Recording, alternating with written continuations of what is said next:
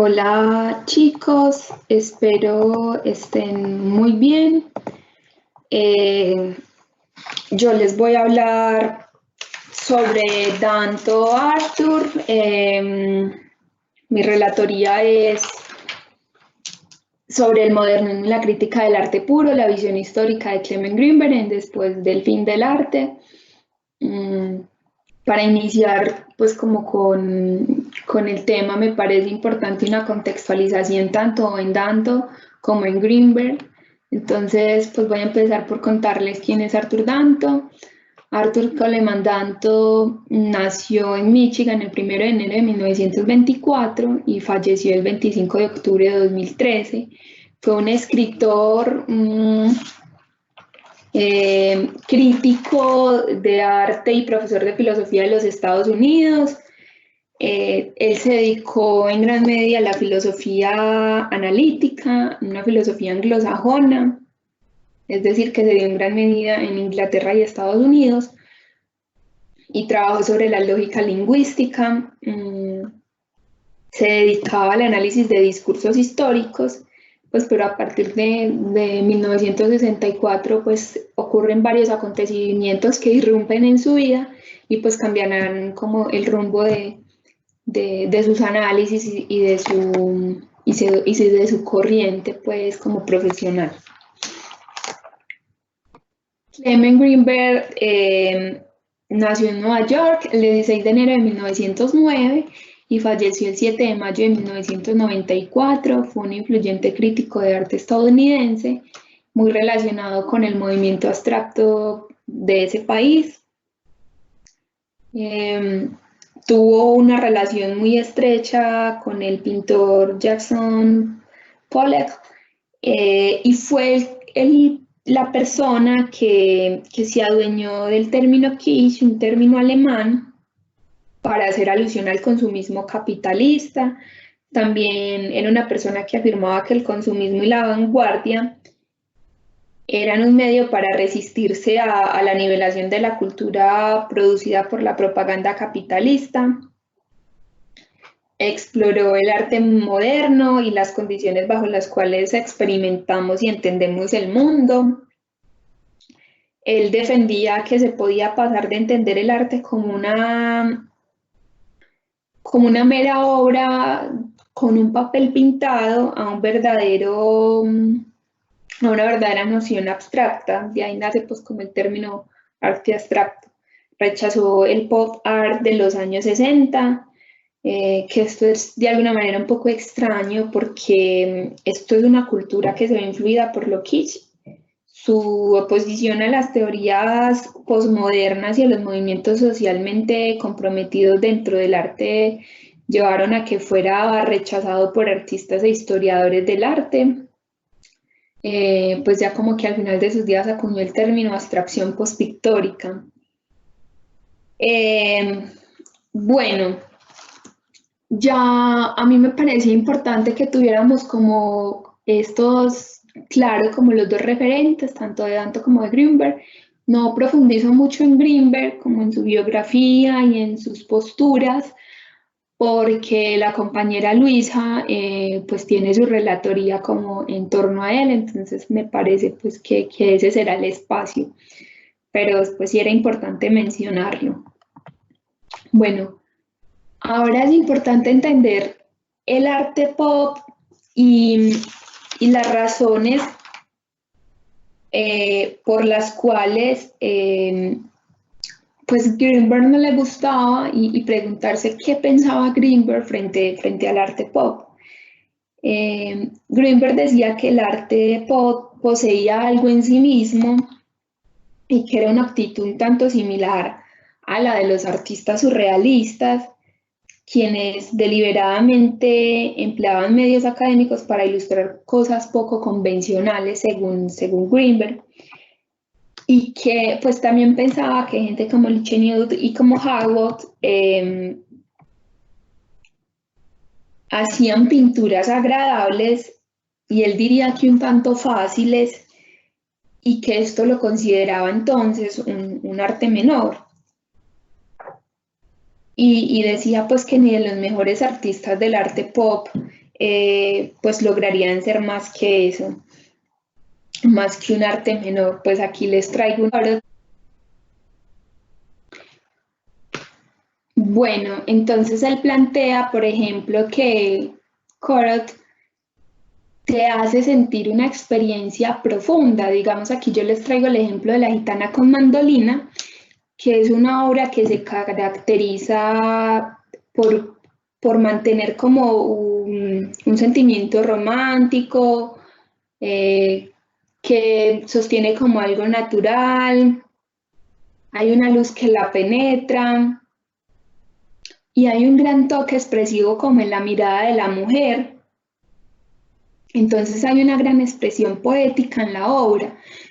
Esto dice Greenberg que posibilita un sentimiento, posibilita como una interpretación, una relación con el artista, cosa que para él el arte pop no posibilitaba.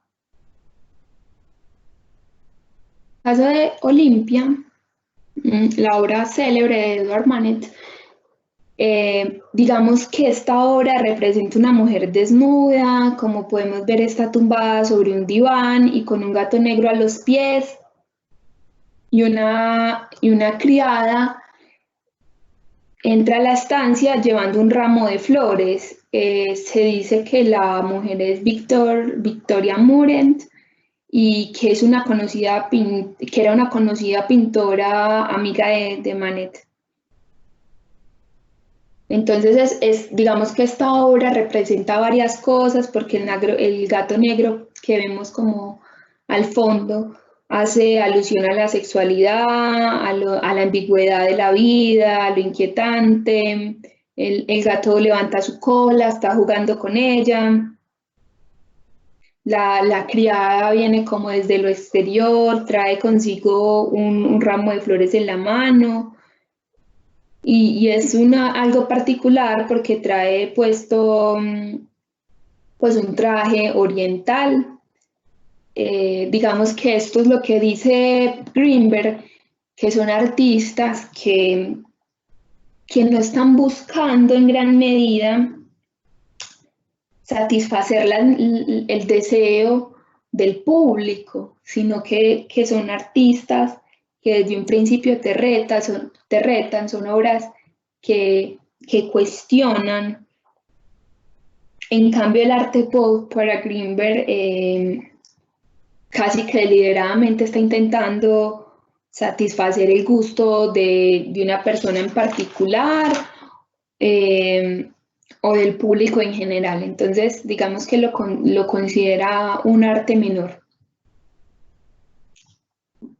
Bueno, entonces, digamos que ahora ustedes se preguntarán, pues, ¿qué tiene que ver esto con Después del arte o con El fin del arte? Pues que es un libro anterior a Después del arte. Y yo, por ejemplo, entonces me tengo que dirigir a las cajas de brillo de Andy Warhol, porque esta es una de las obras más conocidas de él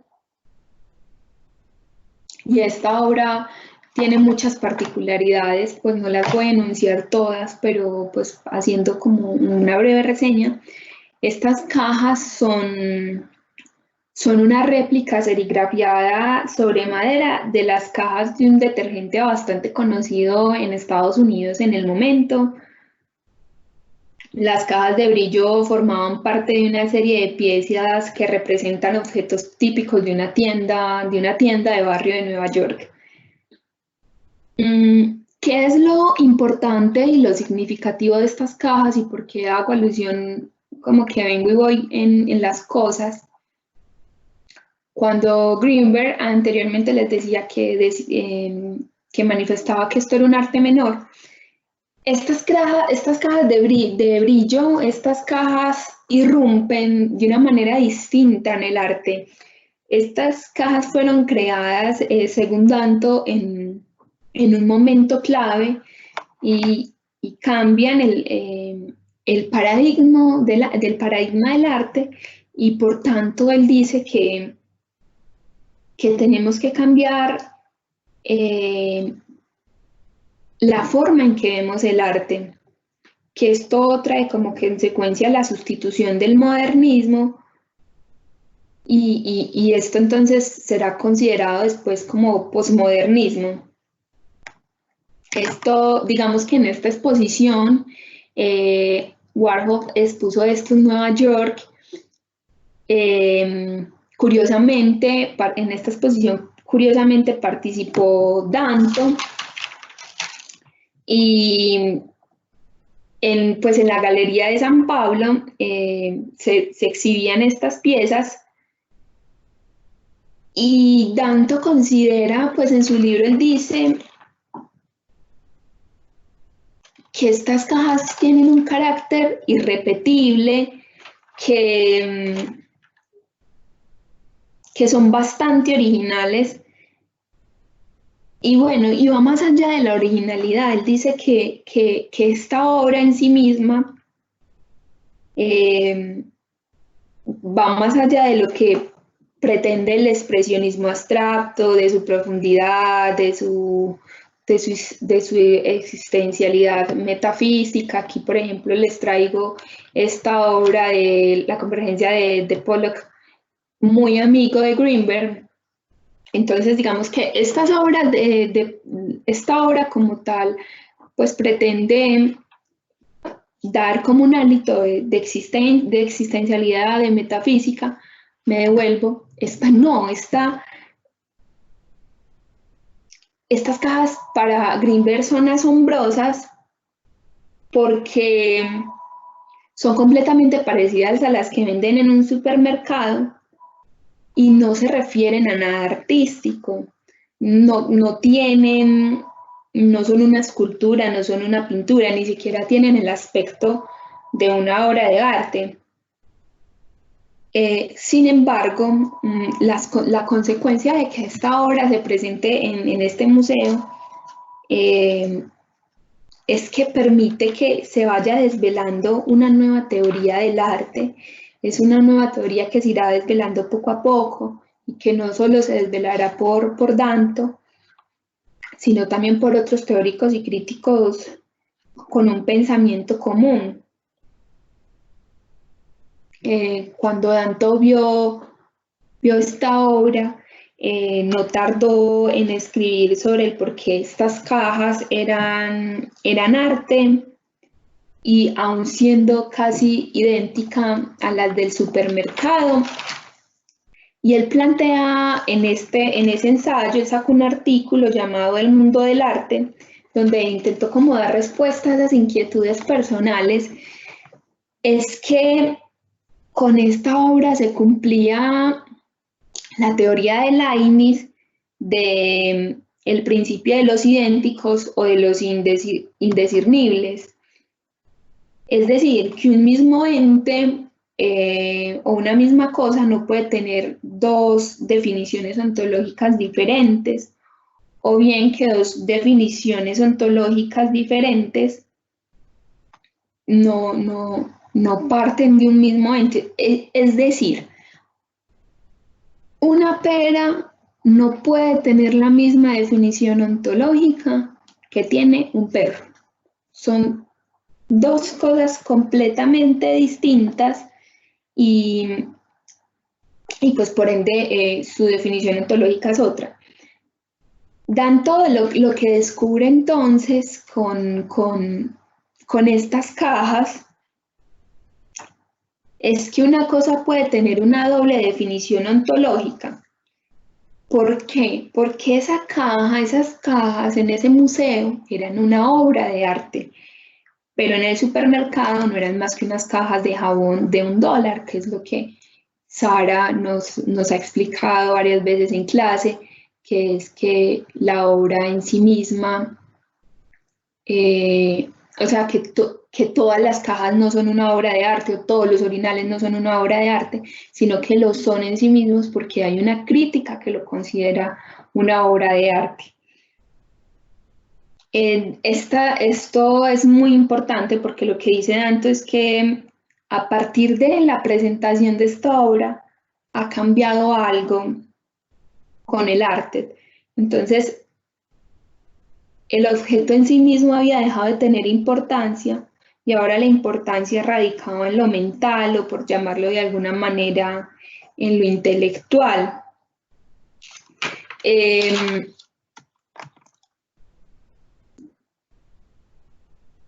Digamos que esto de que un tiempo así y lo más cercano a la importancia de estas cajas de brillo, pues irrumpieron en el arte, pero realmente como que el foco y la relevancia de esto se siente en 1984 cuando Danto escribió el texto El fin del arte, que fue un texto muy, muy polémico, en el que él defiende la importancia de las cajas como las últimas obras de arte posibles,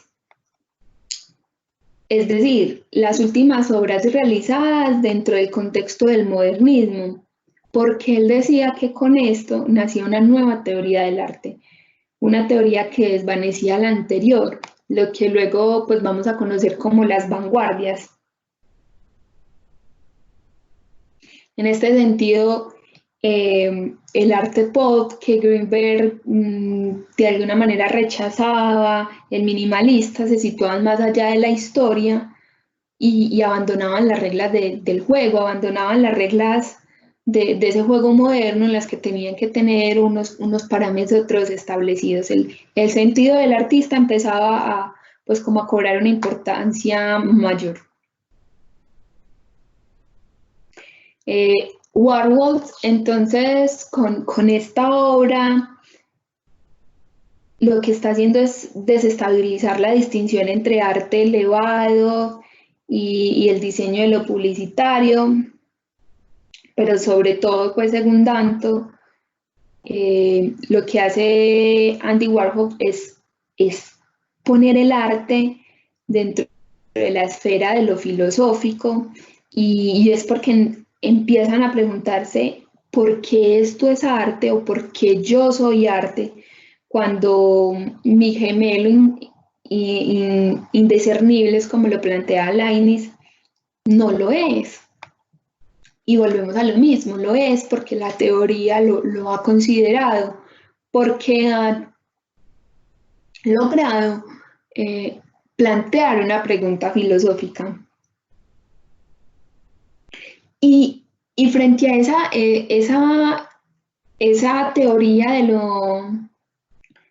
lo indiscernible de Leibniz, Danto afirmaba con mucha vehemencia que Warhol había dado con la respuesta, mostrando que lo que diferenciaba una obra de otra no era como la realidad en sí misma, sino el significado, que ya era el significado más importante que la experiencia, perdón, que la apariencia estética. Decía también entonces que una vez finalizada la historia del arte moderno, el arte podría empezar a adoptar el medio y el estilo que desease, sin necesidad de diferenciarse del resto o de los objetos no artísticos, porque como les he venido diciendo, esto es una caja que se podía encontrar en cualquier supermercado de Nueva York, pero este artista, Andy Warhol, no vio la necesidad de diferenciarse, sino que iba más por un sentimiento, por una pregunta filosófica. Entonces, ahora el arte empieza a medirse por el valor de las ideas, por el valor de las ideas que encarna la obra y las actitudes que provoca en el artista y en el público. Él dice que las obras han sido y son siempre símbolos encarnados y que ahora, más allá de ser símbolos encarnados, tienen la posibilidad de expresar ideas, deseos, temores o críticas de alguna situación.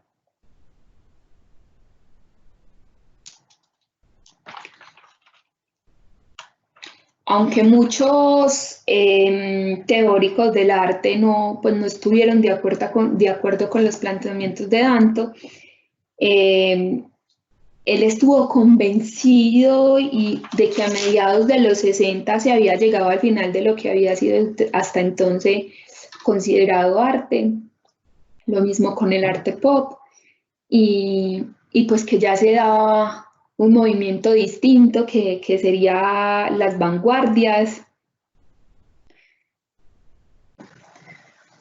Quiero entonces retomar la idea de que se había dado una ruptura con el arte, de que había pasado algo, y es que el objeto en sí mismo había dejado de tener importancia. Ya se los he mencionado mucho, pero yo creo que esto es una idea muy relevante y es en lo que se centra el texto, casi que todo el capítulo, y es que entonces ahora lo importante radicaba en lo mental, de alguna manera en lo intelectual. Digamos que Arthur Danto plantea que el arte contemporáneo es un arte puramente teórico y que se cumple lo que decía Hegel, que era que el arte, en el momento en que hiciera autoconciencia de sí mismo, cuando se preguntara qué era el arte, en ese momento se habría acabado el arte. Esto realmente es un poco complejo de entender. Lo habíamos como tocado someramente con Sara y me costó un poco entenderlo en el texto, pero luego comprendí que lo que se refería es que en los clásicos no hacían una obra y se preguntaban por qué esta obra, cuál es el artista y qué quiere significar. Ellos estaban tratando de darle un sentido a su vida y a su mundo y de alguna manera dejar una memoria, pero no se estaban preocupando pues por lo que pensaba o sentía el artista. A esto más o menos era lo que se refería a Hegel, y realmente cuando empieza la búsqueda por responder la pregunta ¿qué es el arte? Pues es a partir del romanticismo y de una manera pues muy fuerte en el siglo XX ya se da la negatividad absoluta de esto, del arte como tal y de una sola visión o de una sola respuesta. Cada vanguardia tuvo la oportunidad de hacerse la pregunta de qué era el arte y de definir qué era el arte, pero al final ninguna tenía una postura clara sobre lo que era. Y el arte seguía manteniéndose como en un ámbito privilegiado, por decirlo de alguna manera. Digamos que ya con el arte contemporáneo tenemos obras tan reveladoras y tan magníficas como La Fontaine o La Fuente de Duchamp.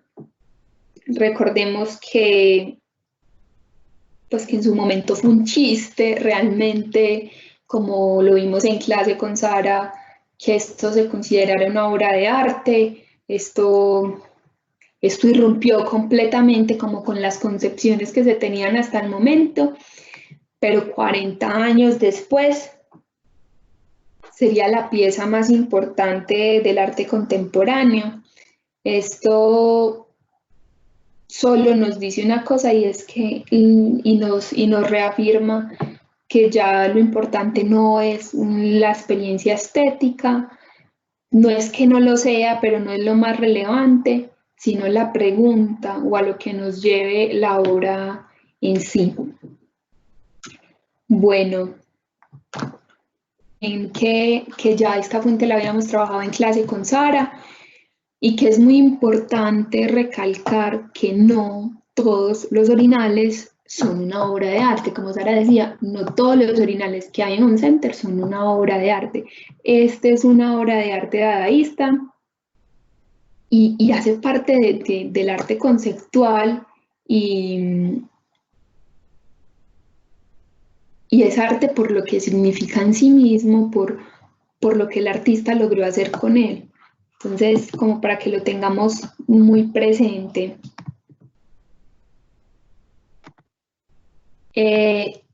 A partir de ese momento en que nos empezamos a preguntar por qué es el arte y para qué sirve o qué nos dice, pues, y con toda esta irrupción que se crea a partir de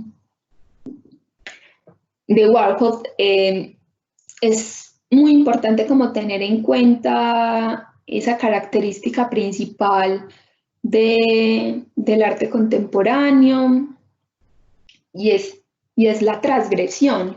Las obras empiezan a ser en sí mismas transgresoras, como, qué pena me devuelvo, como es pues la fuente de Duchamp. La parte material ya no es importante, sino que es relevante entender pues que la obra es importante en la medida en que se había escrito sobre ella, en la medida en que había una teoría de la obra, en que la obra migraba al museo, en,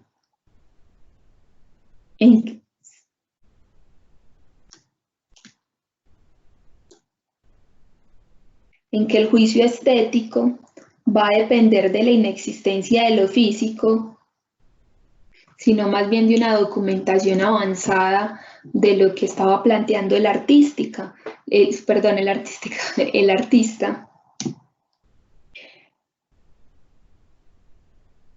La apariencia de la obra entonces ya no es la obra. Hay un abandono metódico de lo que proponía el romanticismo y se empieza a rechazar profundamente como todas estas ideas del idealismo. Dentro de todas estas propuestas y dentro de toda esta teoría que nos plantea Danto y esta irrupción que hay con el arte, es muy importante también recordar como sus diferencias con Greenberg. Es importante pues como tener en cuenta la irrupción que se da en el siglo XX, que la crítica se convierte en algo fundamental para la obra de arte y que la obra en sí misma empieza a cambiar su panorama, ya hay una interpretación de ella y es muy bonito porque entonces el artista empieza a significar, ya no solamente la obra significa, sino que el artista empieza a tomar y a tener un valor importante porque es el sentimiento y es lo que él quería representar.